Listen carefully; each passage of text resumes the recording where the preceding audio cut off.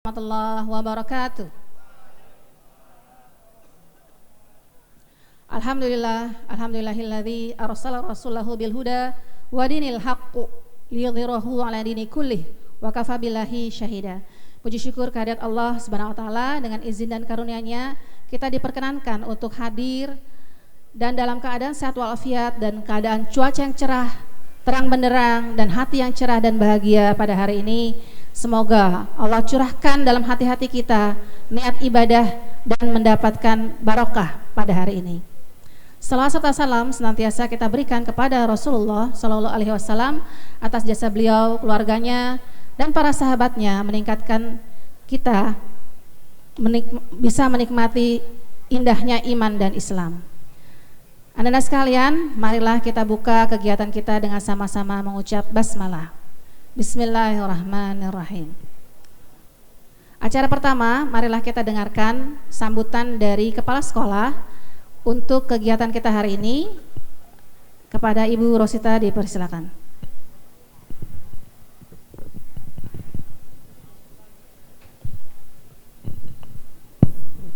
Bismillahirrahmanirrahim. Assalamualaikum warahmatullahi wabarakatuh. Bismillahirrahmanirrahim. Assalamualaikum warahmatullahi wabarakatuh. Alhamdulillah wa syukurillah wa la haula wa la quwata illa billahil alil azim. Alhamdulillah, segala puji hanyalah untuk Allah yang telah memberikan rahmat dan hidayahnya kepada kita semua, sehingga pada hari ini Ananda semua dari kelas 11 dengan 12 berkumpul di lapangan SMA Muhammadiyah 11 Jakarta dalam rangka Inspirasi Day. Segala puji hanyalah untuk Allah yang telah memberikan rahmat dan hidayahnya kepada kita semua. Saya ulangi, kepada kita semua, sehingga pada hari ini kita berkumpul dalam rangka Inspirasi Day bersama Muhammad Geza Albana. Tepuk tangan dulu dong. Alumni tahun 2008. Alumni tahun 2008. 14 tahun silam beliau ada di sini, dan hari ini berdiri di hadapan Ananda semua dalam rangka menginspirasi perjalanan karirnya 14 tahun yang lalu. Setelah dari Undip, kemudian melalang buana S2, kemudian melalang buana kaitan dengan karir. Ya. Salawat dan salam senantiasa tercurah kepada junjungan kita, Nabi Muhammad Sallallahu Alaihi Wasallam, beserta keluarga, sahabat, dan para pengikutnya hingga akhir zaman. Yang saya hormati Bapak dan Ibu Wakil Kepala Sekolah SMA Muhammadiyah 11 Jakarta, Bapak Muhammad Nasir SPD, Bapak Muhammad Syafi'i, dan Ibu Nani Rahayu. Yang saya hormati Bapak dan Ibu Guru SMA Muhammadiyah 11 Jakarta yang senantiasa selalu menginspirasi anak-anak agar anak-anak berhasil di kemudian hari melalui sebuah proses pembelajaran yang ada di SMA Muhammadiyah 11 Jakarta. Yang saya hormati tim BK Bimbingan Kanseling SMA Muhammadiyah 11 Jakarta yang hari ini bekerja keras, berkoordinasi dengan wakil-wakil kepala sekolah untuk terselenggaranya Inspirasi Day. Dan anak-anakku sekalian yang Ibu cintai, alhamdulillah hari ini kita kedatangan Bapak Muhammad Geza Albana. Oh, enggak mau disebut Bapak karena belum menikah, ya. Ini yang cewek pasti dengar nih, belum menikah, ya. Bapak saya panggil Bapak dalam rangka penghormatan, ya. 14 tahun silam Geza Albana menjadi murid SMA Muhammadiyah 11 Jakarta. Masa-masa di SMA Muhammadiyah 11 Jakarta menginspirasi Geza untuk bisa sukses, ya. Saya yakin itu bisa sukses melalang buana di 14 tahun. Ya, nanti akan diceritakan oleh Geza. Anak-anakku sekalian, dengarkan dengan baik, menjadi sebuah perhatian untuk Ananda semua. Nanti pun dari salah satu dari Ananda atau semua Ananda akan menginspirasi adik-adiknya ya, setelah Ananda lulus dan setelah Ananda melalui sebuah proses pendewasaan sehingga matang untuk menjadi manusia yang bermanfaat. Ya, ikuti kegiatan ini dengan baik, jangan sambil tiduran, jangan terlalu santai untuk menghadapi hidup. Hari ini kalian bersusah-susah, tapi kedepannya kalian akan dimudahkan. Hari ini kalian santai, bersantai-santai, kedepannya kesulitan yang teramat sangat kalian akan dapat. Jadi kamu bisa memilih hari ini atau kedepannya Anda bersusah. Sekali lagi, hari ini bersusah, kedepannya kemudahan yang didapat. Hari ini bersantai, kesulitan yang akan kalian dapat. Terima kasih. Nasrun minallahi wa fatun qarib wa basyiril mu'minin. Wassalamualaikum warahmatullahi wabarakatuh. Terima kasih Ibu Rosita atas sambutannya. Selanjutnya marilah Ananda buka Al-Quran, ya. Kita akan tadarus bersama dan akan dipimpin oleh Bapak Ustadz Taufik. Kepada Ustadz Taufik dipersilakan.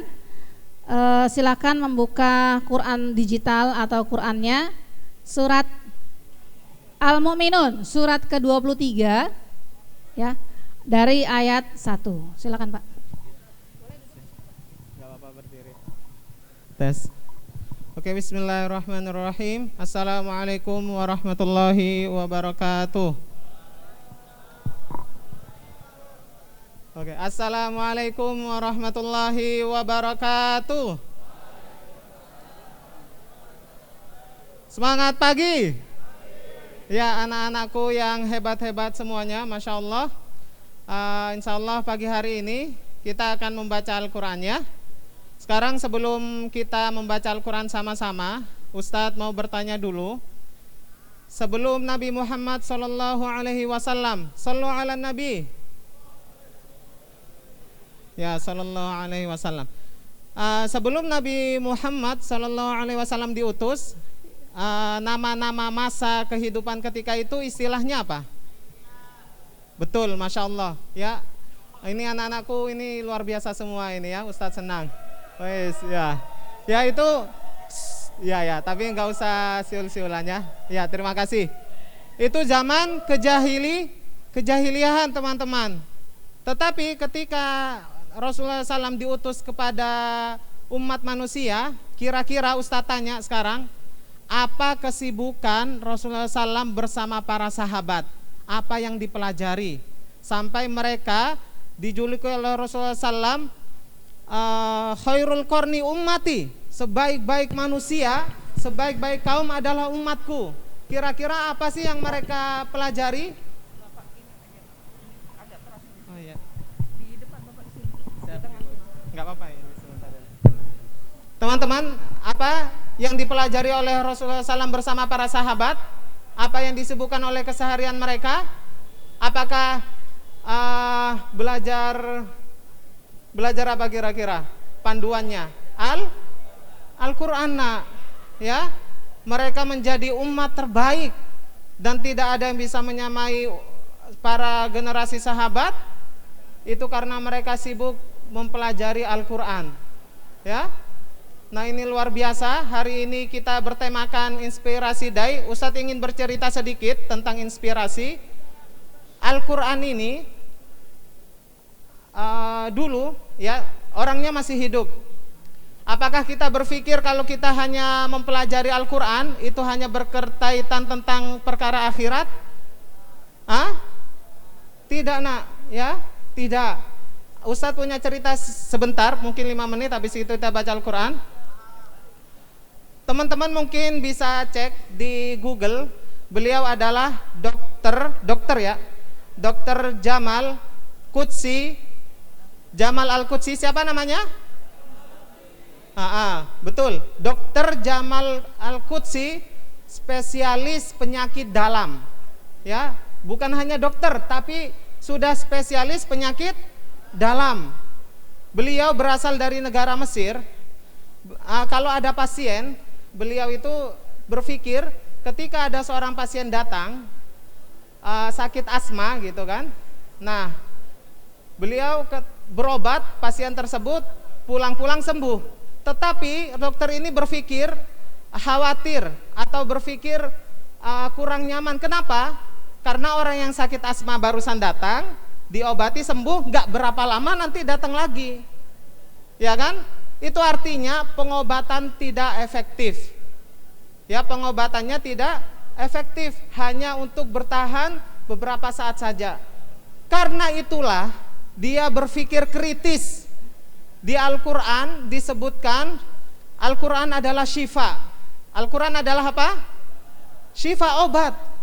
Akhirnya dia berpikir meneliti satu bidang saja. Beliau hanya meneliti satu bidang saja tentang tema nutrisi. Ya, tentang tema nutrisi, hanya inspirasi semua dari Al-Quran itu bisa menghasilkan 30.000 halaman. Bayangkan, satu tema tentang apa? Nutrisi, menghasilkan berapa halaman?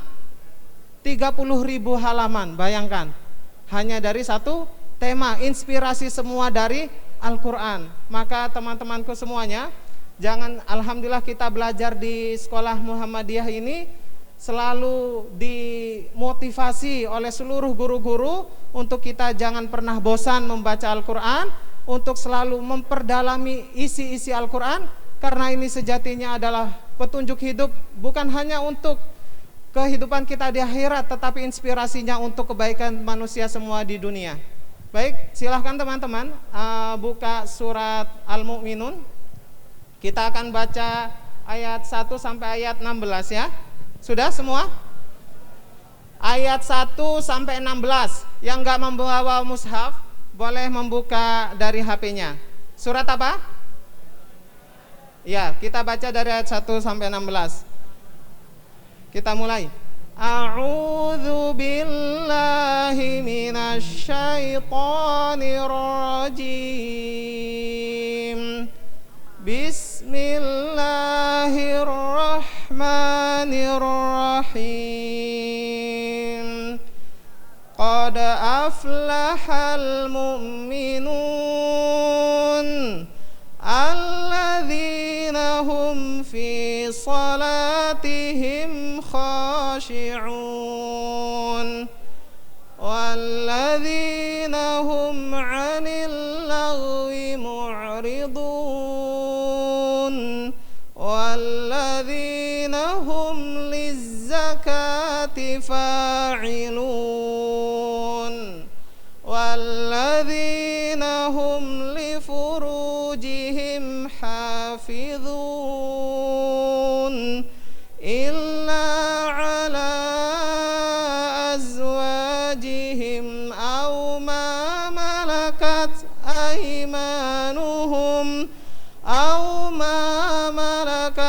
aymanuhum fa innahum ghairu malumin faman ibtagha wara'a dzalika fa ulaika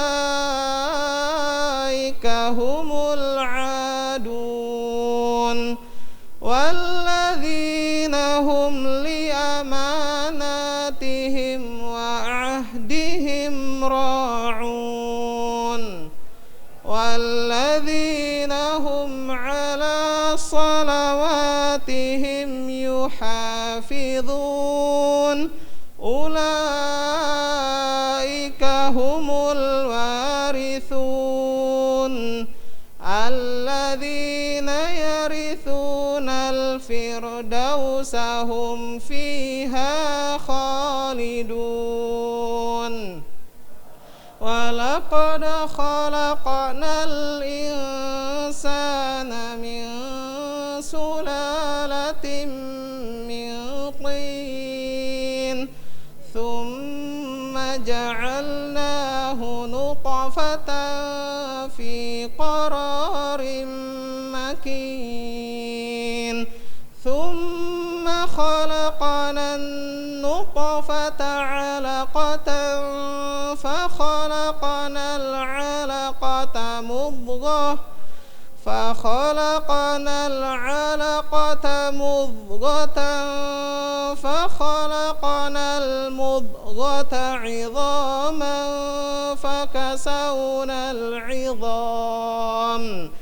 فكسونا العظام لحما ثم أنشأناه خلقا آخر فتبارك الله أحسن الخالقين ثم إنكم بعد ذلك لميتون ثم إنكم بعد ذلك لميتون ثم إنكم يوم القيامة تبعثون صدق الله العظيم.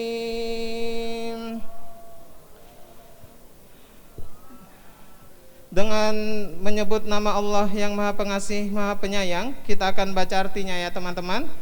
Semoga apa yang kita baca kita juga pahami, sehingga itu bisa betul-betul membentuk karakter hati kita dari apa yang diajarkan oleh Al-Quran. Di sini kita membaca tentang surat Al-Mu'minun. Al-Mu'minun artinya apa teman-teman? Orang-orang beriman. Dan luar biasa ayat ini Allah SWT langsung memberi statement, sungguh beruntunglah orang-orang yang beriman. Allah tidak berbicara tentang orang yang memiliki harta banyak, tapi justru Fir'aun, Qarun yang memiliki harta pangkat yang besar, tetapi mereka celaka selama-lamanya. Orang berimanlah yang beruntung. Maka kita bentuk hati kita menjadi orang-orang beriman. Orang-orang beriman itu apa sih? Orang-orang beriman itu sangat jelas didetailkan dalam surat ini karakternya. Yang pertama adalah yaitu orang-orang yang khusyuk dalam sholatnya. Ya, khusyuk dalam sholat. Ketika kalian sudah masuk dalam masjid, sudah niatkan menghadap kepada Allah, tidak ada yang buka HP, apalagi sampai main game dalam masjid waktu mau sholat atau berbincang-bincang. Ya, khusyuk dalam sholat. Inilah karakter orang beriman. Yang kedua, orang-orang yang menjauhkan diri dari perbuatan dan perkataan yang tidak berguna. Ini luar biasa karakter yang kedua. Ustadz ingin menjelaskan sekalian, ya. Ada orang menganggap bahwa berkata-kata yang di hadis Rasulullah SAW itu dijelaskan, al-la'inun la yashfa'una yaumal qiyamah. Rasulullah itu punya syafaat kelak untuk umatnya. Tetapi orang yang suka melaknat, orang yang suka berkata buruk, berkata-kata yang jelek, ya, Ustadz sering mendengar kata-kata yang nggak tahu di kalangan kalian itu kerasa biasa aja. Ada yang mengatakan, mohon maaf ya, anjir lah, anjing lah, astagfirullah. Atau ini Ustadz kasih contoh aja ya, kasih contoh. Nah, perkataan-perkataan ini kalau kalian anggap biasa dan itu sudah melekat dalam keseharian generasi muslim, bahaya nak. Tidak dapat syafaat kelak di hari kiamat, syafaatnya Rasulullah Sallallahu Alaihi Wasallam. Jadi mulai hari ini kita bentuk perbuatan dan ucapan kita yang nggak berguna aja, yang nggak berguna itu dihindari. Apalagi perkataan yang buruk, bukan karakter orang-orang beriman. Ya, jadi Ustadz harapkan tidak ada lagi yang menganggap biasa perkataan-perkataan yang buruk jadi keseharian dalam kalian ngobrol sama teman-temannya. Dampaknya kalian gak dapat syafaat. Yang mengatakan langsung Rasulullah SAW, al-la'inun la yashfa'una yaumal qiyamah. orang-orang suka melaknat, yang berkata-kata kotor dianggap biasa, gak dapat syafaatku kelak di hari kiamat, kata Rasulullah SAW. Kita lanjutkan selanjutnya. Karakter yang ketiga adalah orang-orang yang menunaikan zakat.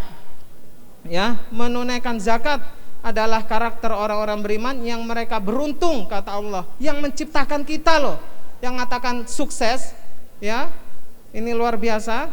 Dan yang keempat, orang yang memelihara kemaluannya, ya, menjaga dirinya tidak jatuh dalam perbuatan zina, ya, itulah karakter orang-orang beriman. Kecuali terhadap istri-istri mereka, Allah larang sesuatu, Allah larang hanya sedikit nak, tetapi Allah kasih jalan yang lain, ya, Allah kasih jalan yang lain untuk menyalurkannya, dan itu halal, yaitu dengan cara menikah. Makanya boleh berhubungan hanya dengan istri, ya, atau hamba sahaya. Hamba sahaya sekarang tidak ada, di zaman dahulu, ya, yang mereka miliki, maka sesungguhnya mereka tidak tercela. Tetapi barang siapa mencari di balik itu, ya, ayat ini menyambung dengan ayat di atas.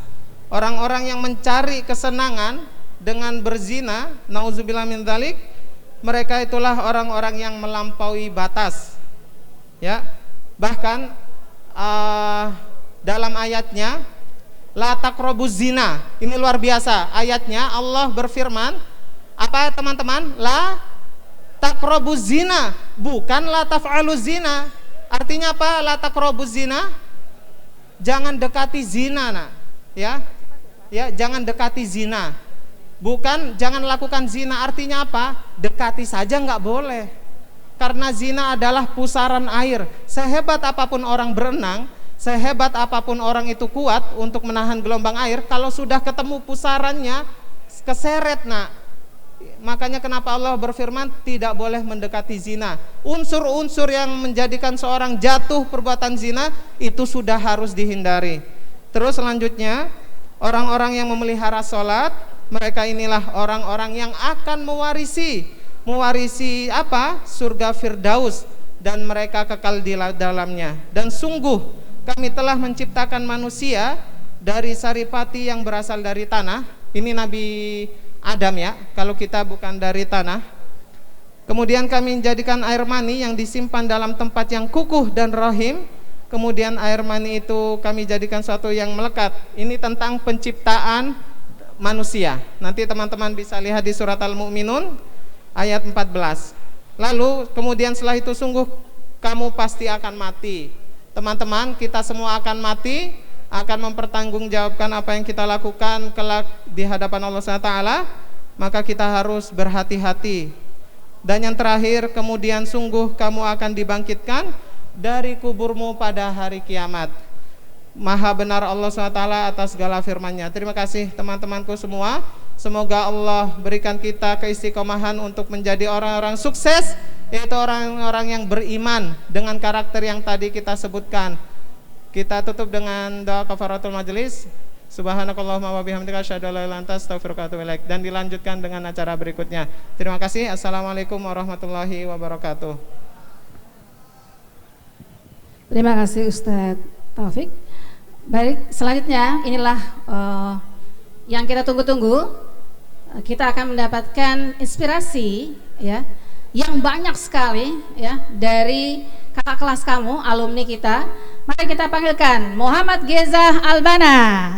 Silakan untuk tampil ke depan. Muhammad Geza Albana adalah founder Gontex Kreatif, ya.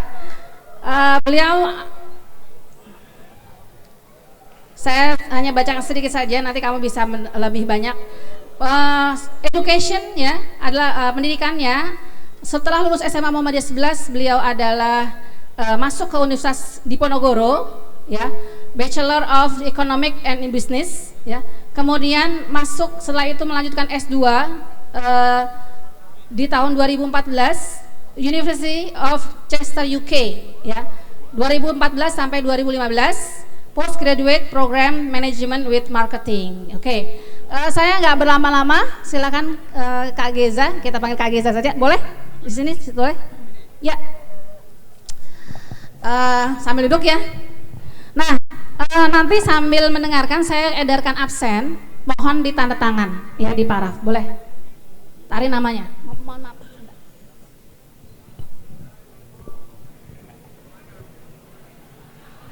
Ya, kepada Bu Nani untuk juga tampil ke depan.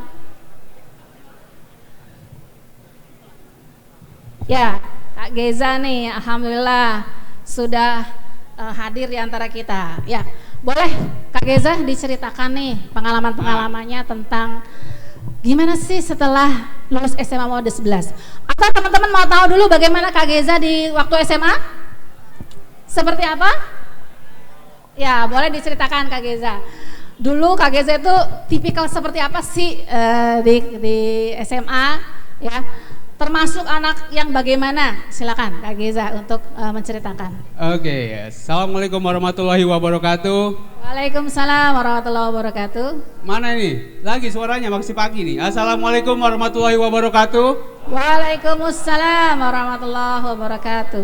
Wah, ini saya 14 tahun. 14 tahun ya Bu ya, Bu Zulfa. Saya 2008 lulus. Dulu gak gini nih. Wah, dulu masih gabung sama saya bisa dibilang Bu dari TK sampai SMA di sini aja. Kader Muhammadiyah asli nih. Oke. Kalau kalian tahu dulu di tengah itu ada pohon besar. Habis itu lama banget deh pokoknya. Udah lama. Habis itu sini gabung sama SD, TK, SMP.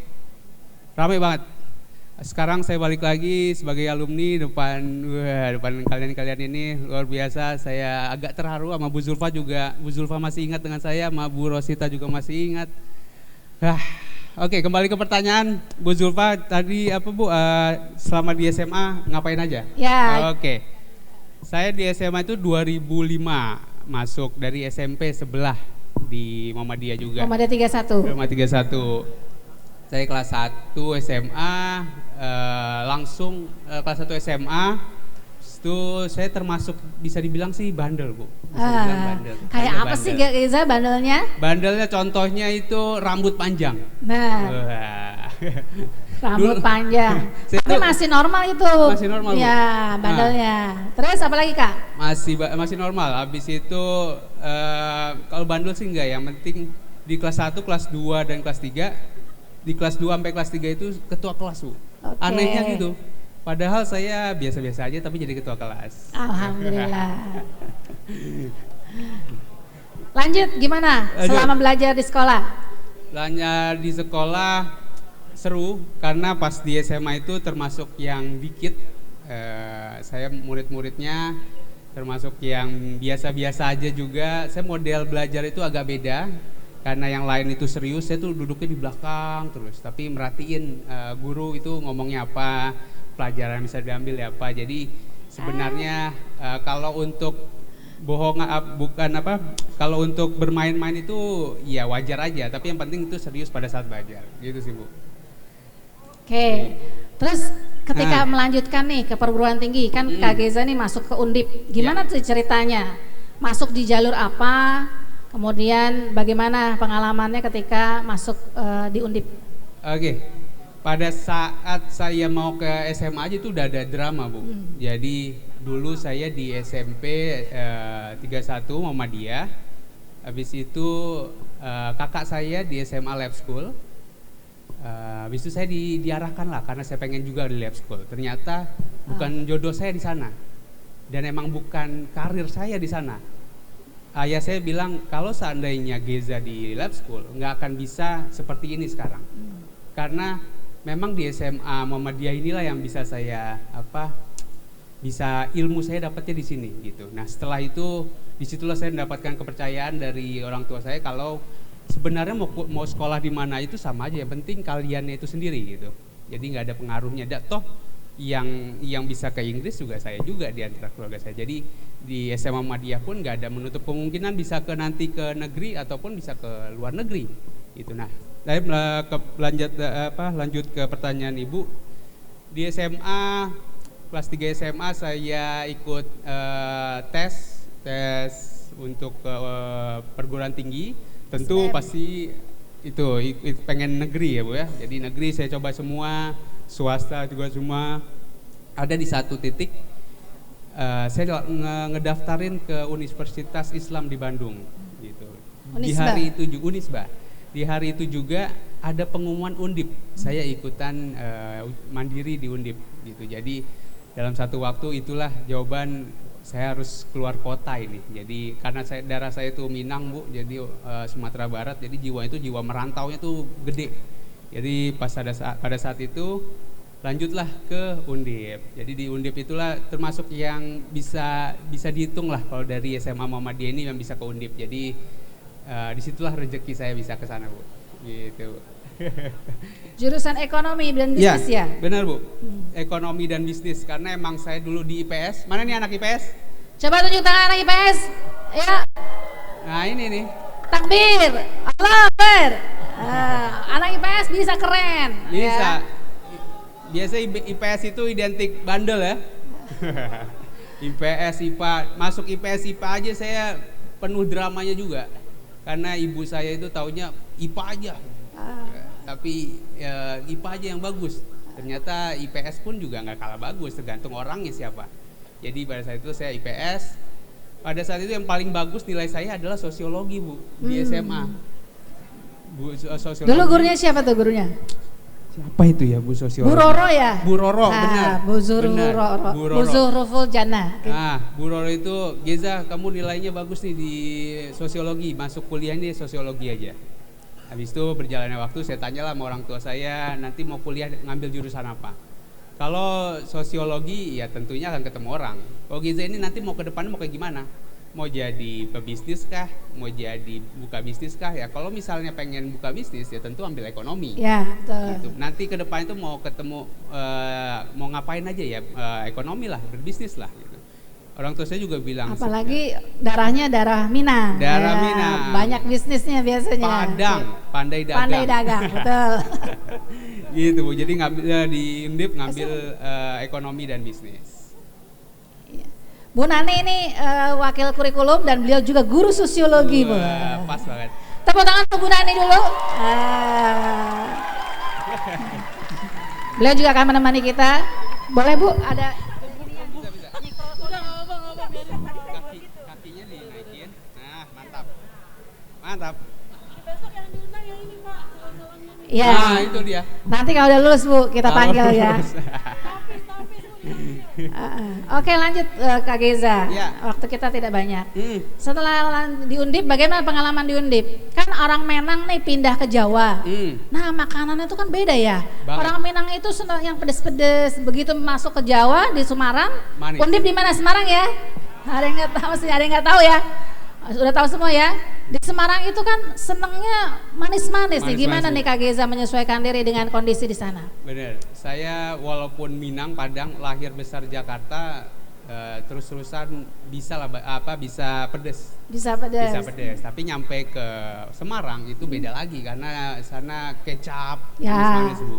Dan Gula yang merah. gula merah dan yang paling uniknya itu adalah kalau orang Jakarta ke Semarang itu terlihat hebat gitu. Jadi kalau kalian nanti bisa keluar kota itu harus bisa beradaptasi di sana. Kalau enggak, iya kalian karena tanggapan dari teman-teman sana kalau orang dari Jakarta itu pasti hebat-hebat gitu. Jadi kalian harus bisa menjaganya. Kalau enggak kalian akan dimusuhi di sana.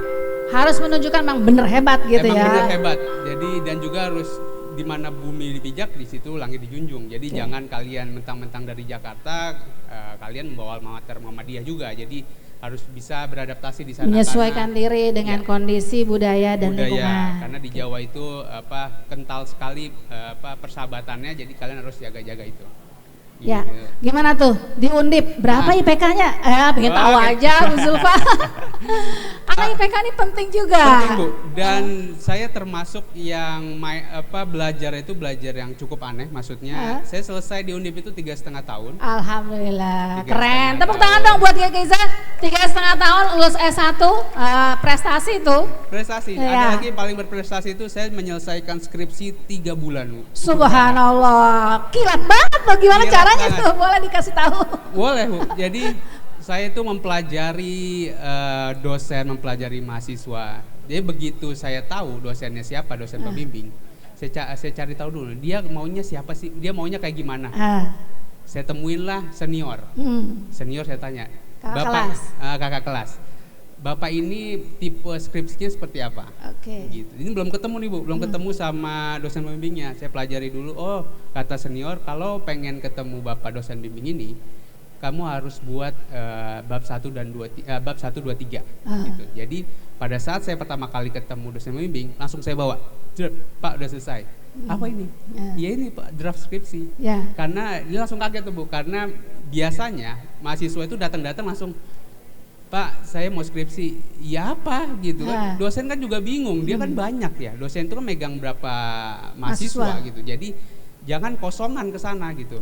Kalau kosongan, ya kan kalian sendiri yang pengen bikin skripsi. Kenapa nanya ke dosen pembimbing gitu. Jadi itu strategi saya gimana bisa cepat. Jadi pada saat itu pertemuan pertama sampai pertemuan ketiga itu cepat banget karena saya udah tahu pondasinya apa yang pengen saya tulis gitu. Jadi itu salah satu strateginya. Jadi kalau kalian bisa critical thinking, habis itu bisa kalian membaca situasi, kalian bisa mendapatkan apa yang kalian mau kok. Itu langsung ketemu langsung oke?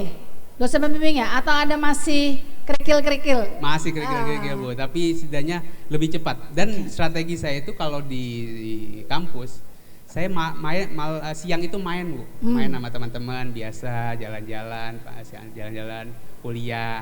Habis itu mereka taunya kan saya ya main aja, tapi pada saat nyampe kosan, nyampe kamar, itu saya kerjakan semua. Jadi melihat saya mainnya main-main pelan-pelan dulu, nanti langsung, wah kok udah sidang aja. Jadi mengatur strategi ya, mengatur strategi. Waktu gimana, tetap senang-senang tapi tugas selesai. Dan nilainya gimana? Nilainya IPK saya 319. Subhanallah, alhamdulillah, termasuk keren ya di atas 3 itu untuk PTN ya. Perguruan tinggi negeri, karena nggak gampang kuliah di PTN. Terus gimana ceritanya nih Kak? Lanjut ke luar negeri untuk S2 atau bagaimana? Oke. Jadi ayah saya memberikan opsi, bukan memberikan opsi, malah Geza kalau bisa, karena ayah saya S3 Bu. Oh alhamdulillah. Alhamdulillah S3, dan dia suruh kalau bisa S3 juga. Karena kan kebanggaan orang tua minimal sama. Ya betul. Minimal sama dengan orang tua. Kalau orang tua kalian S1, kalian S1 aja itu udah bangga. Itu udah, nah saya S3 bapak saya.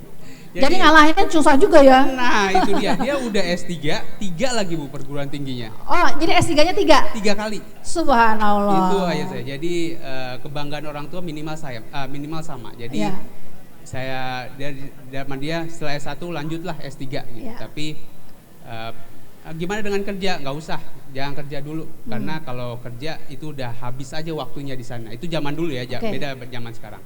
Habis itu ya sudah saya lanjutlah S2. Karena saya suka MU, ada yang suka MU sini? Manchester United? Manchester United, siapa? Ada MU? Jangan ngebahas kalahnya ya. Bahas kerennya. Ada yang suka MU? Nah saya suka MU Bu, itu bola Manchester United di UK. Jadi semenjak saya kuliah di Undip, saya tuh nonton terus tuh MU di Burjo, di warung-warung. Habis itu di semester 6 saya tuh pengen ke Inggris, pengen lanjut kuliah karena orang tua saya pengen saya lanjut kuliah. Kalau saya izin ke luar negeri ke Manchester itu untuk nonton bola, itu nggak akan diizinin. Ya betul, pasti. Bisa di sini soalnya kan. Bisa di sini. Jadi saya berpikir gimana cara saya bisa ke Inggris, ke MU, tapi nggak nonton, tapi belajar. Jadi Pak, saya model nodong Bu, model nodong. Jadi udah ada nih semua persyaratan ke Inggris sudah saya siapin dulu sebelum ketemu orang tua. Semuanya saya siapin, bentuk udah terima di kampus mana, IELTS-nya berapa. Jadi begitu udah komplit semua, Pak Geza mau ke Inggris gitu. Oh jadi sudah diterima di sana? Udah diterima dulu. Oh udah tes itu? Udah tes. Oh subhanallah, jadi belum ketemu orang tuanya saja sudah IELTS-nya siap, tesnya udah selesai, sudah tinggal terbang ya berarti ya. Tinggal terbang. Jadi orang tua udah, wah anakku nih hebat, dia udah prepare-nya jauh-jauh sebelum hari ini, baru ditonton ya. Ya kita kasih tepuk tangan lu buat Kak Geza. Ini satu hal yang perlu dicontoh, bagaimana kita bisa proposal kita, rencana kita itu diterima oleh orang tua. Terus gimana ceritanya? Jadi pas sudah semua disiapin, Pak Geza mau ke Inggris, ya sudah langsung dia Serius, karena orang tua itu cuma mau memastikan kita itu mau atau enggak gitu. Saya yakin semua orang tua itu akan mendukung apa yang kalian inginkan asalkan kalian tahu tujuannya. Jadi itulah yang bukan perdebatan ya, diskusi. Karena ayah itu senangnya diskusi. Ya pada saat saya kirim, saya kasih ini lampiran proposal pas saya mau Geza mau ke Inggris, langsung di sana. Kenapa? Ngapain? Ambil mata kuliah apa di sana? Kampusnya apa? Gimana hidup di sana? Karena orang tua saya pun nggak tahu ada Eropa gitu, karena belum pernah ke Eropa. Bisa nggak ada orang yang hidup nggak di sana sampai seperti itu? Ya saya jelaskan di sana dan pada akhirnya ya udah. Dan itu pun ada itunya juga, ada ceritanya. Tahun 2008 saya masuk kuliah, 2012 lulus. Saya izin langsung ke Inggris itu nggak diizinkan sama orang tua karena saya udah 4 tahun meninggalkan rumah. Begitu saya pengen lanjut itu langsung Jauh. langsung susah Bu, karena orang tua belum mengizinkan karena udah 4 tahun Ya udah jauh mau pergi lagi mau pergi gitu. lagi, tambah jauh lagi. Nah disitulah saya tahu, disitulah ada izin orang tua, ada restu orang tua di sana. Jadi saya coba terus tuh 2012 saya coba diem ngerjain proposal itu, semua yang itu ada aja batasannya atau penghalangnya. Saya udah setahun saya di rumah bantu orang tua dan di 2013 lah saya mulai oke, saya mau berangkat ke Inggris. Nah disitulah dan orang tua udah boleh, ya udah silahkan. Dari situ langsung lancar semua Bu. Ya, jadi disitulah saya percaya kalau doa orang tua itu sangat manjur gitu Bu. Ya. Jadi di situ 2013 barulah saya berangkat ke Inggris. Gitu. Oke. Terus gimana tuh di sana ceritanya? Inggris kan negeri yang wah, kalau kita bayangannya bagus-bagus ya, tapi kan belum tentu sebagus itu. Iya. Gimana Kak? Inggris saya ke sana itu dengan modal nekat, modal excited karena di zaman itu belum ada, susah sekali internet, masih jarang. Ya. Jadi saya coba-coba sendiri, mau nggak mau harus ngomong. Terus kamu cari tempat kos, itu ada orang yang kenal kah di sana, ada saudara kah di sana, itu gimana ceritanya? Pas di Undip saya nyari semua tentang Inggris itu dan ke kampus. Nah di kampus itu dia ada namanya dorm itu dormitory, asrama. Ya. Nah disitulah asrama saya tanya-tanya. Oke, untuk pertama kali karena saya nggak tahu apa-apa, saya ke itu aja lah ke kampus. Coba referensikan tempat tinggal di sana. Jadi sudah satu paket. Jadi pada saat sampai ke Inggris, saya cuma ketemu kampus saja. Habis itu mereka akan membawa saya ke dormitorinya itu. Jadi disitulah enaknya pada saat dulu saya cuma lewat email aja dulu. Dulu belum ada Instagram, udah ada tapi belum sekeren sekarang. Habis itu WhatsApp saya nggak kenal orang-orang sana dan sampai sana pada akhirnya nyampe kampus, sampai tempat kos, langsung ke stadion. Nonton kah? Langsung. Jadi saya langsung nyampe kampus itu, nyampe di UK, langsung ke Manchester, lihat stadion MU, ya langsung ditelepon lah sama ayah. Sudah nyampe kampus belum Pak? Tapi udah nyampe stadion. Subhanallah. Cita-citanya langsung tercapai. Pengen ngeliat stadion. Gitu. Terus kan di situ nggak ada yang kenal ya. Gak ada yang kenal. Nah, gimana tuh perasaan kamu tuh? Apa takut kah atau ada rasa bagaimana cemas kah? Kok nggak ada yang kenal? Terus saya harus berbicara. Itu gimana tuh pengalaman pertama di sana? Oke. Ada namanya istilah culture shock ya. Jadi kita kaget sampai sana. Jam aja beda 6 jam dari Indonesia sama Inggris, beda 6 jam. Mau nelpon orang rumah juga masih tidur karena beda 6 jam. Di sana, nah saya di sana mulai nyari Facebook. Di Facebook saya ketiklah pelajar Indonesia. Ternyata di setiap negara, setiap kota itu ada namanya Persatuan Pelajar Indonesia, PPI. Saya gabung di sana, baru masuk langsung jadi ketua. Jadi langsung dipercaya gitu langsung ya. dipercaya. Dia udah ketua kelas, ketua PPI juga di sana. Persatuan Pelajar Indonesia. Buat kalian di sana itu perkumpulan mahasiswa itu ada namanya PPI, Persatuan Pelajar Indonesia. Nah di situ tempat orang kumpul-kumpul orang Indonesia, mahasiswa. Nah di situ ada. Dan disitulah saya bisa bertemu mereka dan tanya jawab mereka dan cari tahu gimana cara hidup di Liverpool. Oke. Gitu. Luar biasa ya. Jadi ternyata nggak sendirian ya Kak ya, begitu nyampe kontak Facebook PPI muncul gitu ya, dan langsung bisa bergabung. Nah, bagaimana dengan kedutaan? Ada hubungan juga datang ke kedutaan gitu? Oke, kalau dari kedutaan Liverpool kedutaan itu cuma ada di London, Bu. Saya di Liverpool, walaupun saya fansnya MU. Beda itu kalau di bola tuh Bu, MU sama Liverpool itu bagaikan Persib sama Persija. Ya. Gitu. Saya seperti kucing dengan tikus. Saya dukung MU tapi tinggal di Liverpool. Okay. Nah, gitu. Jadi kalau mau ke London itu sekitar 8 jam naik bus. Okay. Kalau bus itu lebih murah untuk mahasiswa. Jadi 8 jam dengan kedutaan, ketemu di sana, ya udah baik-baik aja. Bisa saya lapor diri karena ada lapor diri di sana. Ngasih tahu kalau kita ini dari Indonesia dan lagi kuliah di situ. Jadi di situ juga tempatnya kita untuk misalnya ada 17-an atau apa ya, Lebaran ya, kumpul-kumpul orang Indonesia di sana. Okay. 17 Agustus juga ya. Semua orang datang ke kedutaan untuk merayakan. Ya, baik Kak Geza. Sepertinya kita kasih dulu kesempatan nih teman-teman. Ada yang mau tanya nggak? Boleh. Tunjuk tangan, silakan. Perkenalkan namanya dan kelasnya untuk bertanya. Siapa yang mau bertanya? Ayo. Tentang perjalanan hidupnya Kak Geza. Sebelum kita lanjut tentang karir ya. Tadi kan pendidikan. Setelah ini nanti kan kita bahas tentang karirnya. Ada yang mau ditanyakan? Boleh. Silakan. Atau kita lanjut dulu tentang karirnya. Sepulang dari sana nih Kak, Kakak bisa langsung kerja atau bagaimana?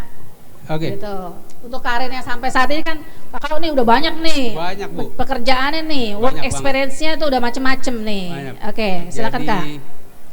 Di sana pun di Inggris saya kerja juga. Jadi memang orang tua saya dapat beasiswa tapi nggak full Bu dari kampus gitu. Jadi memang harus kerja di sana. Saya part time, saya jadi tukang pos.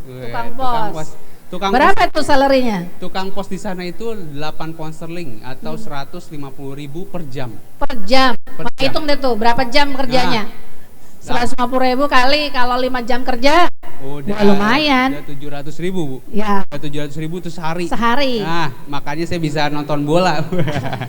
Di sana mahal masuk ke mahal Bu, masuk lapangan stadion ke MU itu satu match, tergantung matchnya juga tuh. Kalau matchnya lawan yang kecil-kecil murah, tapi kalau yang Liga Champion, kalau kalian tahu Liga Champion itu bisa sampai 1 juta satu tiketnya untuk masuk gitu. Jadi disitulah karena saya pengen nonton bola ya saya harus kerja gitu. Saya harus kerja jadi tukang pos dan juga jadi marketing di sana. Saya kerja di kantor marketing di Liverpool.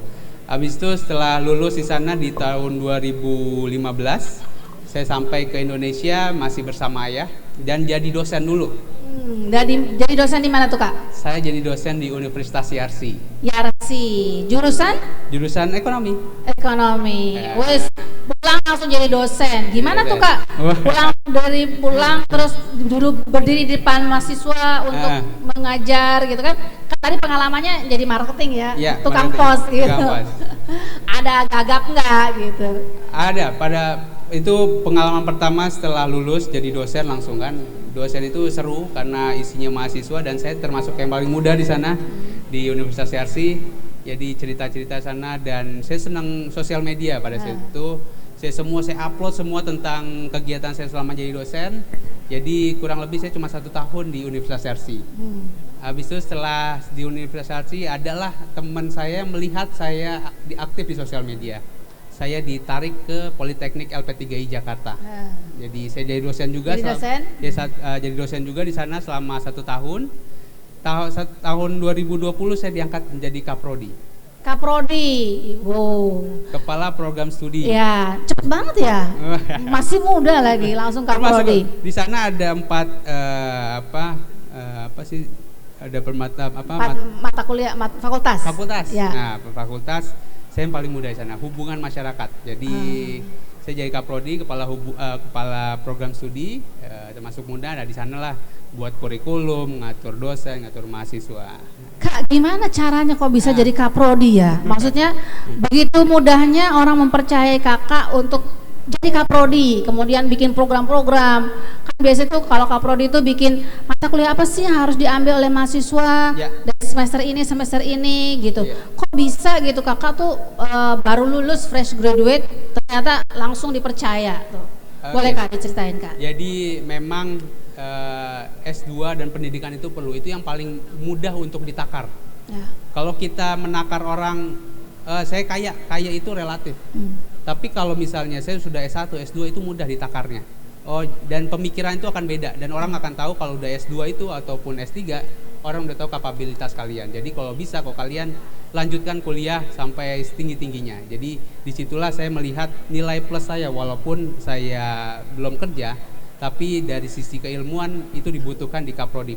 Dan juga pada saat itu pas banget di pandemi 2020, itu kurikulum saya rubah dengan gabungan hybrid dengan tatapan langsung sama online. Ya. Dan saya juga cukup mahir di online, jadi di situ ada program-program baru yang saya buat di Kaprodi sana. Jadi memang kalau ingin dilihat, kalian harus punya personal branding kalian dulu. Jadi personal branding. Ya, personal branding. Jadi kalian tahu siapa diri kalian, dan orang lain pun tahu siapa diri kalian. Jadi percaya, orang itu percaya dengan diri kalian, sehingga saya dipercayalah jadi Kaprodi pada saat itu, Bu. Oke, berapa lama tuh Kak jadi Kaprodi? Kaprodi kurang lebih 1,5 tahun. Ya. Cuma 1,5 tahun. Terus setelah Ya. itu gimana? Setelah itu banyak lagi. Setelah jadi Kaprodi, saya ditawari jadi dosen tetap di sana. Maksudnya saya harus tetap di sana.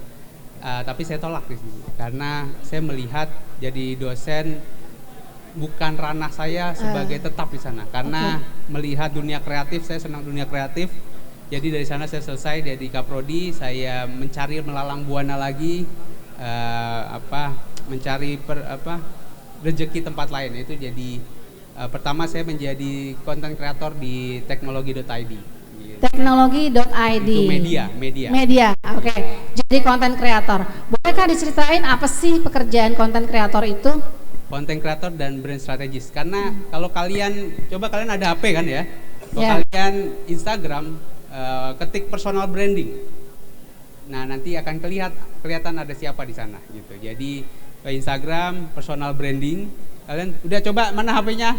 Coba kita dilihat. Ya. Silakan di IG ya, di IG. Instagram ketik personal branding. Oke, coba langsung dilihat. Tulisannya apa tuh di situ ntar? Ada.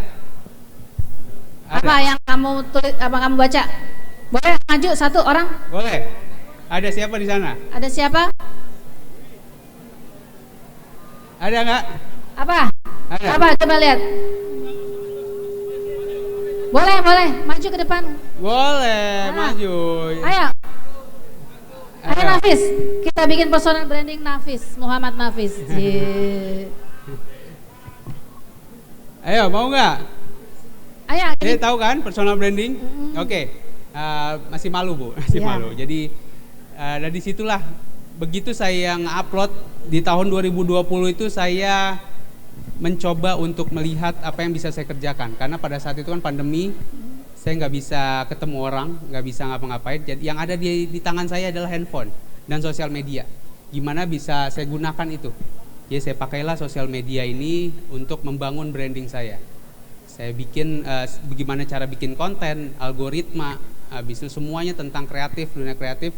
Saya bikin sana dari 1.000 followers sampai 10.000 itu saya lakukan secara mandiri.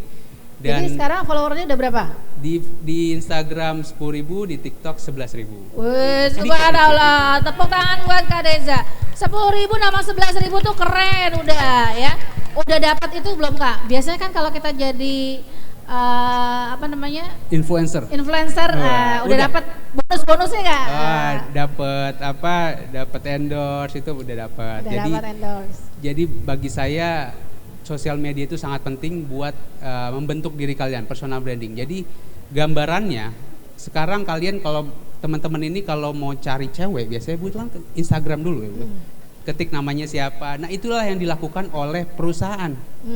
Kalau perusahaan melihat Instagram kalian nggak ada isinya, ya gimana mereka mau ngerekrut kalian? Gitu. Jadi dari situlah saya dipercaya jadi brand strategis atau brand manager di teknologi.id.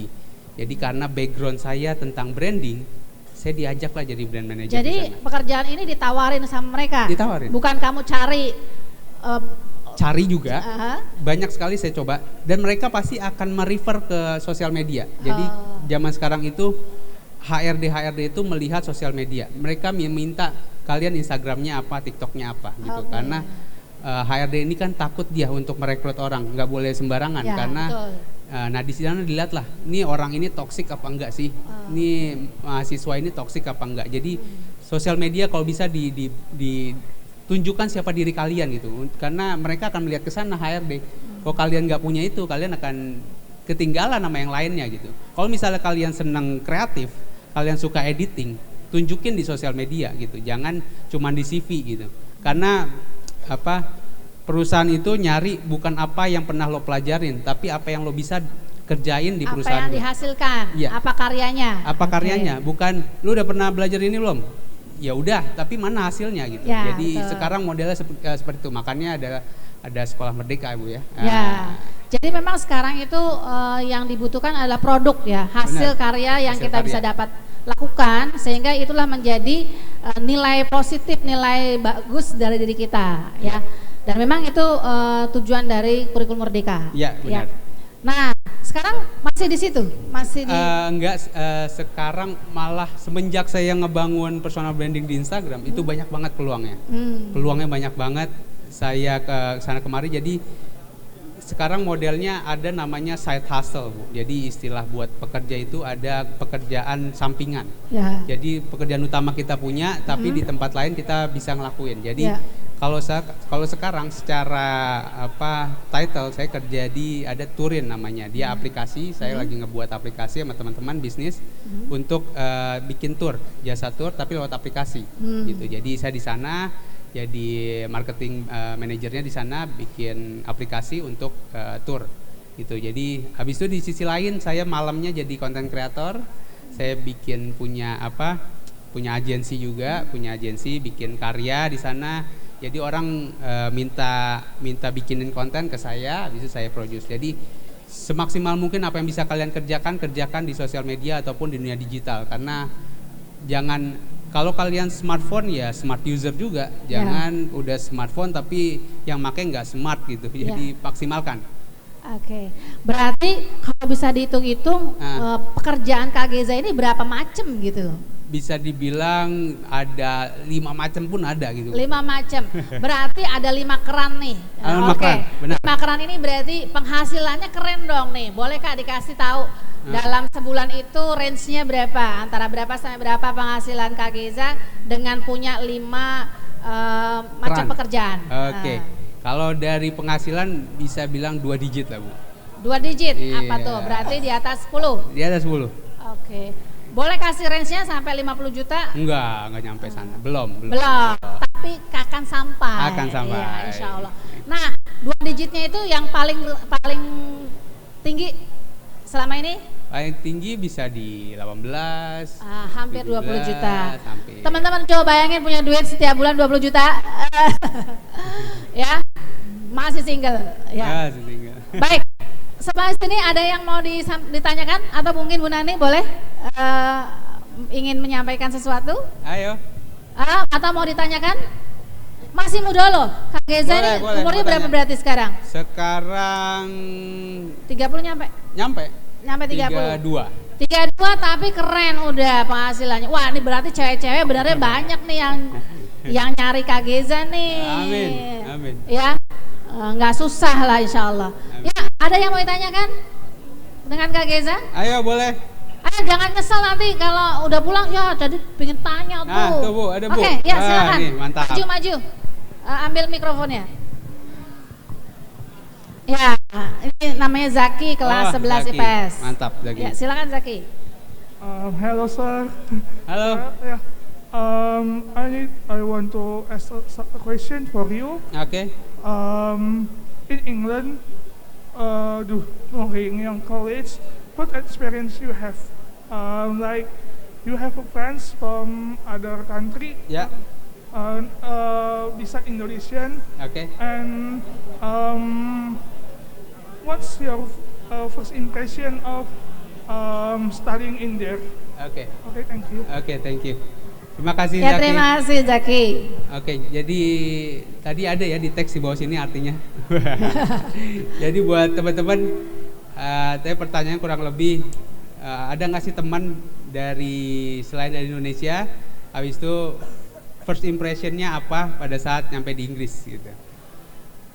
Tentu banyak sekali teman dari sana, karena kata ayah saya, kalau mau kuliah di mana aja itu 1 tambah 1 itu tetap 2. Jadi mau kuliah di sini, mau kuliah di Inggris, mau kuliah di Jerman, 1 tambah 1 tetap 2. Yang membedakan adalah teman, relasi. Gitu. Jadi kalau kalian menempatkan diri kalian di relasi yang bagus, itu akan banyak sekali peluangnya.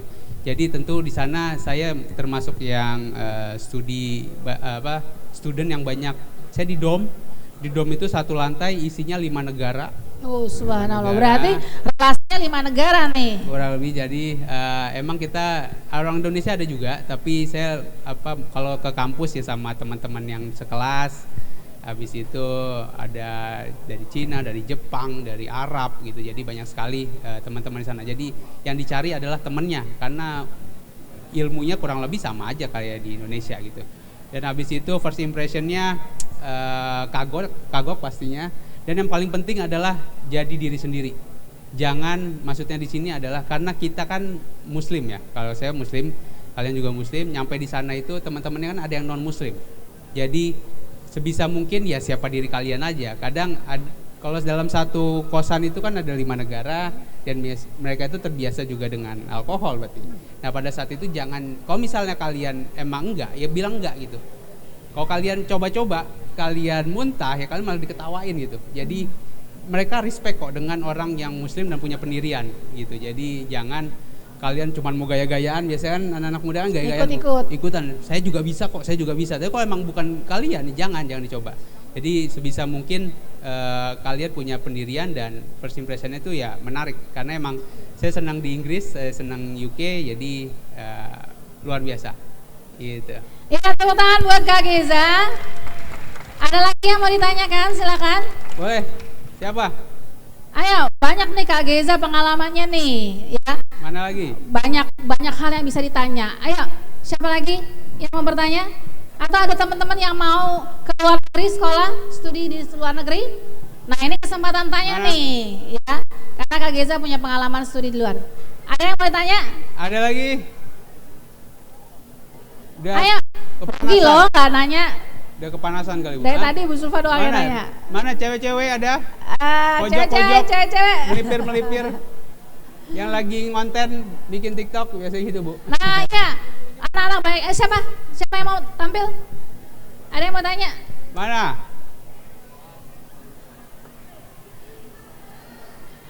Siapa Bu Nani yang tadi yang tahu? Hah?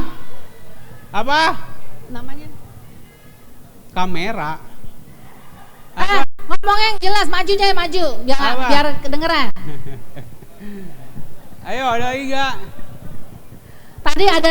Tadi ada yang dia udah searching, itu dia tuh orangnya gitu ya, Nafis ya. Oh itu orangnya tuh Geza, namanya muncul ya di sosial medianya. Nah kamu bisa lihat tuh bagaimana IG-nya ya, IG-nya Kak Geza seperti apa ya. Apa yang sudah dikerjakan Kak Geza bisa dilihat juga di sana. Oke. Ayo, siapa yang mau ditanya? Siapa yang mau bertanya silakan. Amel? Amel, ya silakan Amel. Ya, maju ke depan.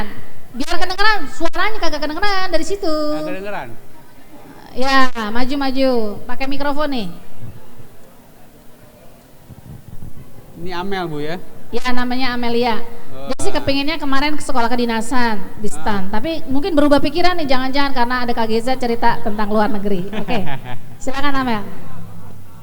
Di luar negeri gitu kan, apalagi kayak negara-negara Eropa kan biaya hidupnya tuh gede ya Kak. Banget. Terus buat ngatasin biaya hidup yang tinggi gitu tuh gimana sih? Oke. Satu aja. Oke. Ya terima kasih Amel. Gimana Kak Geza? Biaya hidup. Jadi di Inggris itu lebih mata uangnya lebih mahal, itu pound sterling. Di zaman saya 1 pound sterling itu 20.000, 21.000. Itu berapa tahun yang lalu? Berapa tahun lalu? Ya. Jadi dolar aja 14.000, 15.000. Ini pound sterling hampir 20.000 pada zaman saya.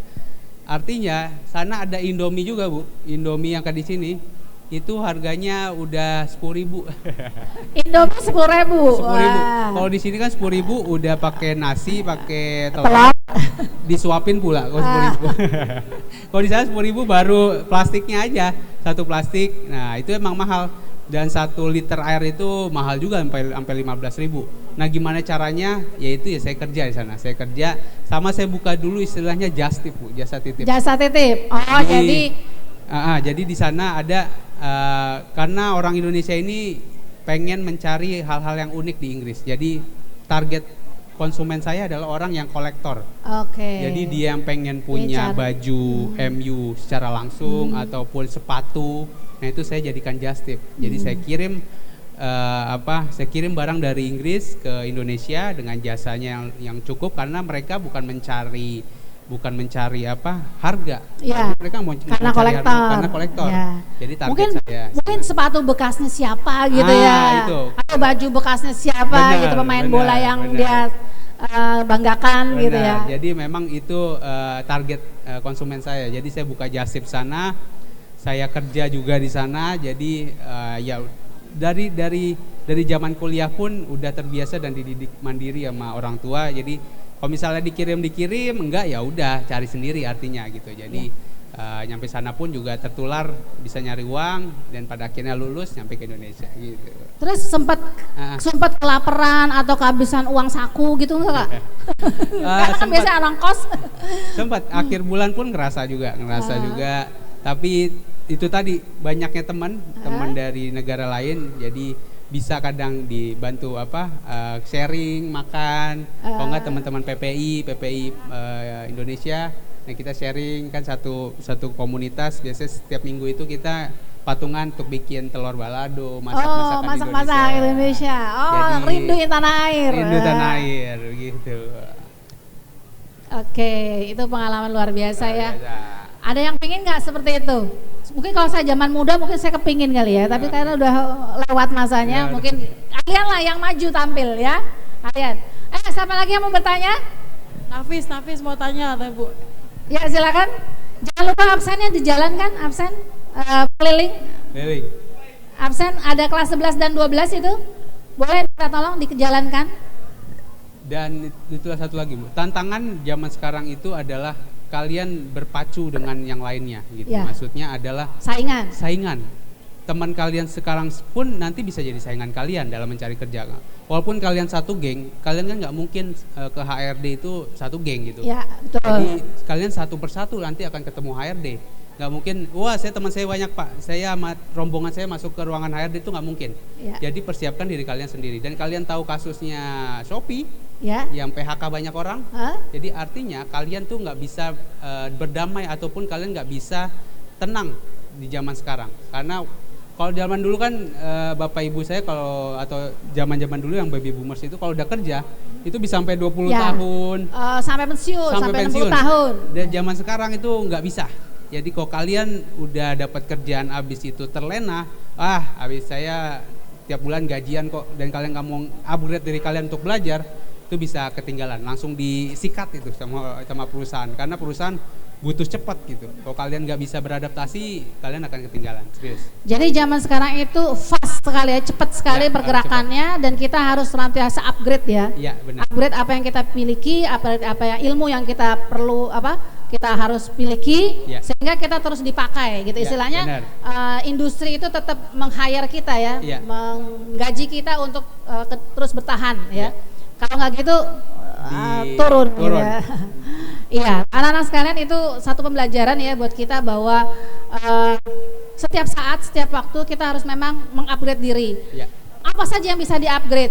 Apakah keterampilannya, apakah kemampuan berpikirnya, apakah keagamaannya ya, adab dan akhlaknya, itu menjadi satu hal yang perlu kita bangun selalu sehingga kita punya personal branding yang baik.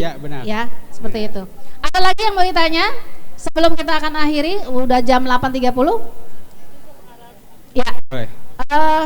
Gimana? Cukup? Ya, kalau gitu boleh Bu Nani untuk menyampaikan beberapa hal ya, dan sekaligus closing statement untuk kegiatan kita hari ini. Silakan Bu Nani.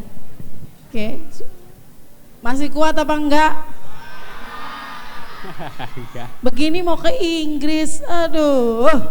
Oke, terima kasih Kak Geza ya atas pengalamannya. Jadi nanti kalau yang mau kuliah ke luar negeri bukan hanya bicara uang tapi juga bicara mental ya Kak. Benar. Sampai harus kerja freelance. Apalagi kalau di sini kayaknya laki-lakinya manja modelnya ya. Nggak takut berlaku. takut panas tuh. Baru begini aja udah. Bangun, yang tidur bangun, ayo. Merasa lama-lamain nanti. Yang nyender jangan nyender dulu. Yang nyender tidak ada yang nyender, yang belakang. Kamu laki-laki, ayo. Fadlan untuk Fail. Tidak ada yang nyender. Oke. Jadi hari ini belajarnya tentang pengalaman dan gambaran nanti kalau ada yang mau kuliah di luar negeri. Ya, saya ulangi, bukan hanya masalah money, cuan, hepeng, tapi juga masalah mental. Jadi dari sekarang juga mentalnya dibentuk. Yang kelas 3 terutama, kamu bakal nganggur 5 bulan tuh, pikirin tuh. Jangan jadi beban orang tua lo, makan tidur doang tuh. Sumpek liatnya ntar. Jadi mikir, oke?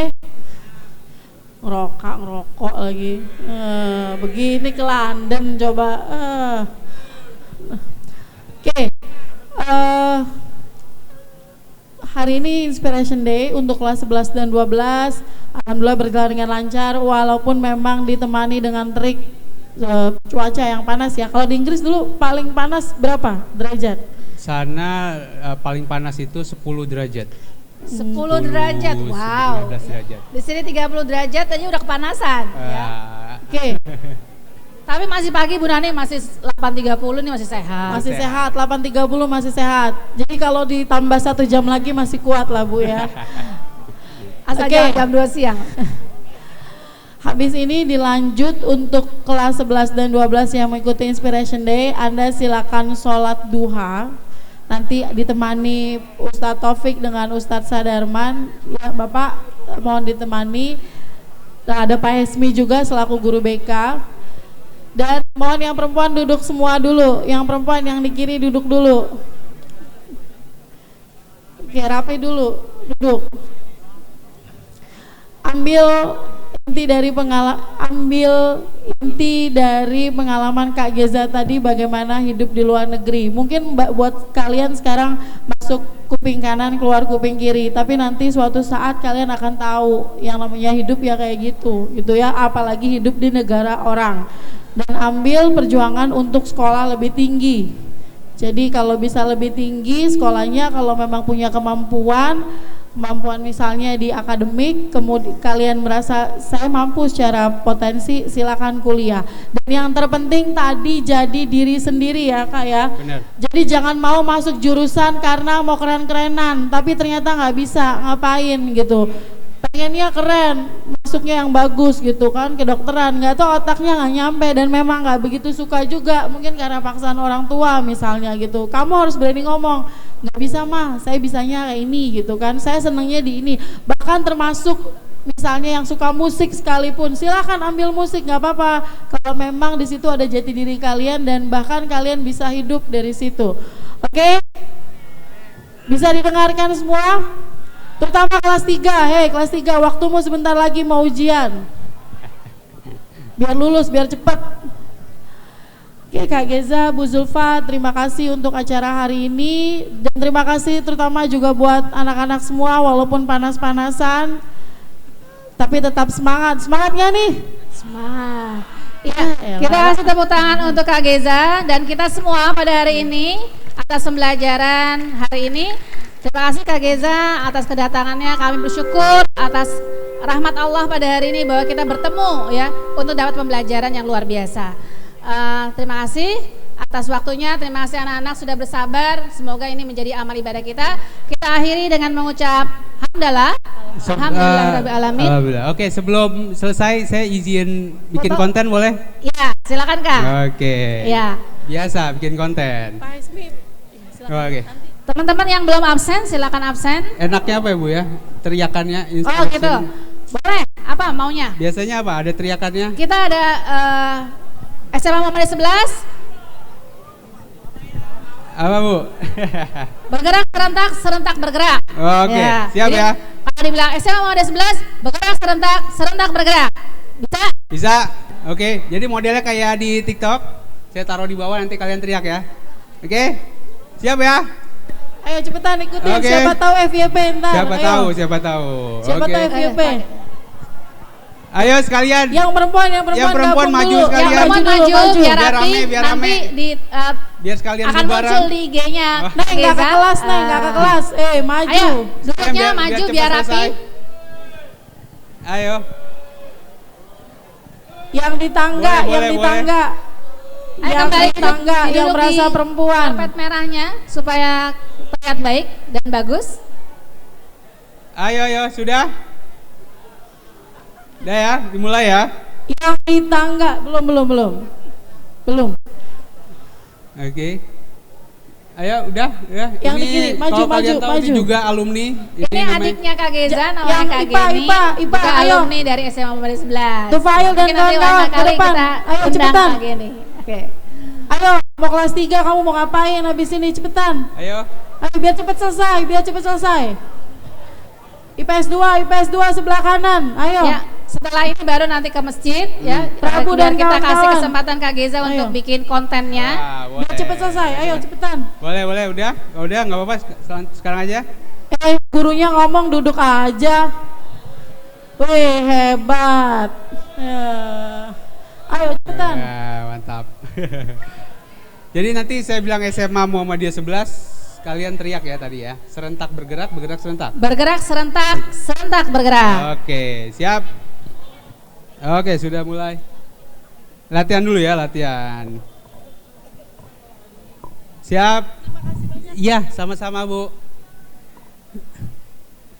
SMA 11.